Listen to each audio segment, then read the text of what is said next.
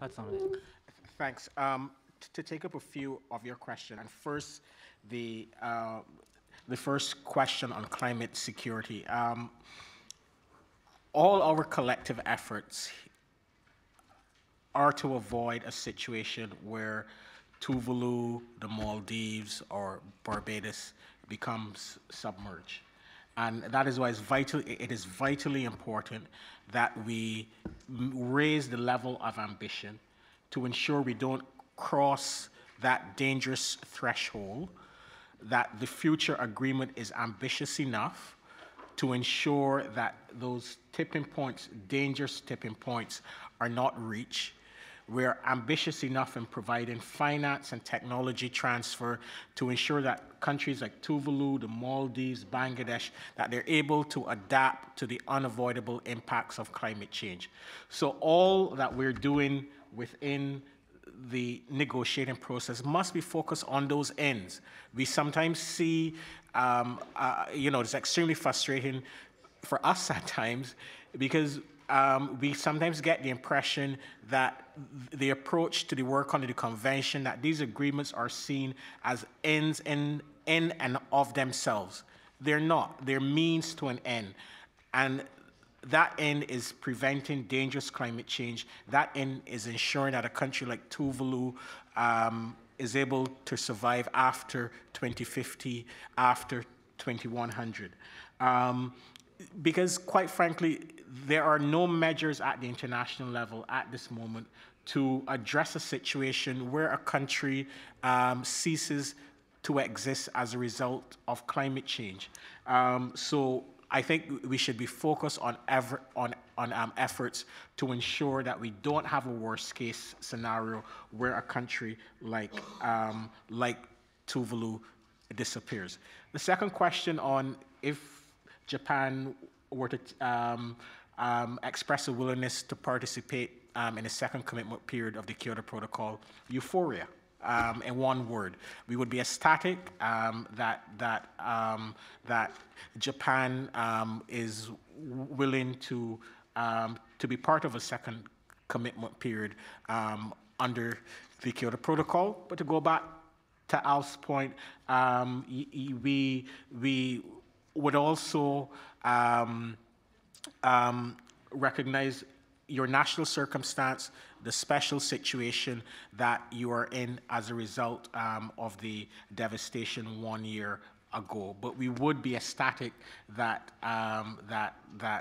Japan is back in the Kyoto fold, and you'll be welcome with open arms.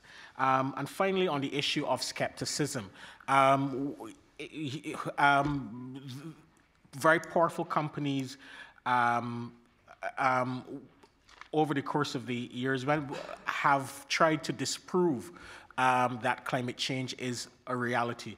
But I have confidence in the process under the Intergovernmental Panel on Climate Change, where thousands of scientists have clearly stated that we have a major problem and have proposed solutions to address this problem. But this is to be expected. There were companies who tried to disprove the link between smoking and cancer, and we know how that debate ended. And I see this as exactly the same thing.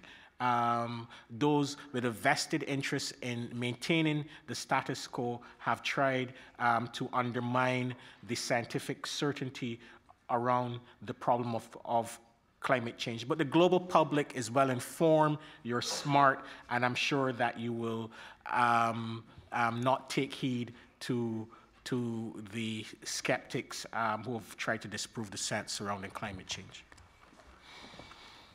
I want to say something on the security issues. As you know, Bangladesh is a developing countries and least developed countries, but we are very much concerned and we are very much cautious about our security. So far my knowledge goes, we are the first country in the world who has created a fund from its own revenue source, that is Bangladesh Climate Change Trust Fund. And it has been acted upon in the parliament. And from that fund, $100 million provided in each year for the security measures. So we have started the measures, we have started the process, but $100 million each and every year is not at all sufficient for a country like Bangladesh. So we just draw the attention of the foreign nations. Thank you very much. ありがとうございます。 Thank you very much.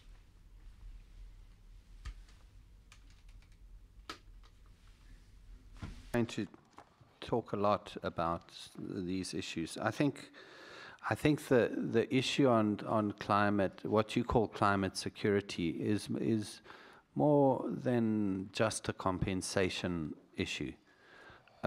It's an issue of national identity. It's an issue of cultural heritage. It's an issue of national sovereignty. It's a broader set of political issues. So in the climate regime, we have agreed to a work program on what we call loss and damage, which is about how do you manage the risks of a rising sea level, or the risks of devastating hurricanes, and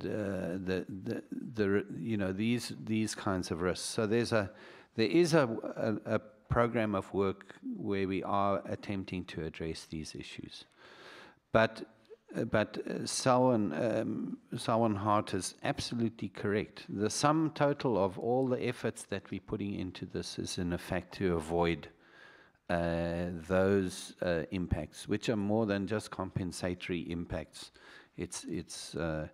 They devastating to communities, to nations. On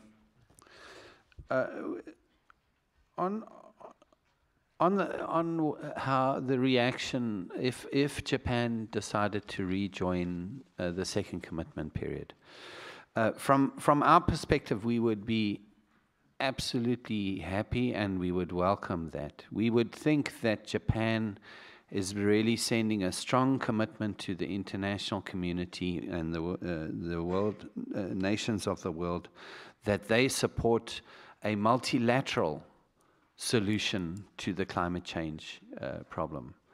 The signals or the interpretations that we get from not joining the second commitment period is that Japan is contemplating a much more hostile, unilateral approach to solve the problem of climate change. So for Japan to rejoin the second commitment period, we would take it as a very strong political signal that you are committed to a multilateral solution to climate change. And in that context, we welcome that 100%. On the denialist issue, well, I agree with Yoshi, Ambassador Nishimura. I think that finding a solution quickly is the easy way of killing the denialists. But the reality that we face is that the denialists, if you look at proportionally, came largely from the United States. Either they are in the United States or they seem to be supported from the US. And I don't want to denigrate the US in any way. We have to respect their circumstances and their opinions. I just don't happen to agree with them. It's very clear from the international science that all scientists agree. There's not many scientists. We have to acknowledge that there are some external factors like sunspots and solar things which do have what we call in technical terms radiative forcing effects. But the IPCC have quantified those. They're less than 10% of the total radiative forcing effect or the global warming effect. So there are other things like sunspots and all these others. They're not crazy. They do contribute to the problem, but in such a small proportion compared to what the human the human activities and burning fossil fuels and increasing concentration of greenhouse gases in the atmosphere are doing. So a solution or an important piece of work is to help the NGOs and the scientists in the USA, because the US scientists also agree that climate change is an issue, to help those scientists raise and change the public opinion in the US. I think that raising public awareness around the scientific truth of this matter is a very important response. And on research, I think that we have to acknowledge that the transition to low carbon development pathways is a question of technology. To a large extent, it's replacing greenhouse gas emitting technology with less emitting technologies. And it's about technology development, it's about transfer of that technology. But I would like to point out is that the role of research and development of technology is a very key role. But remembering that the fourth assessment report of the IPCC pointed out that most of the technology already exists today. We don't need, well, we do need additional technology, and it's part of development and growth. But the fundamental challenge is, how do you take existing technology and diffuse it across or transfer it across the whole world? Thanks.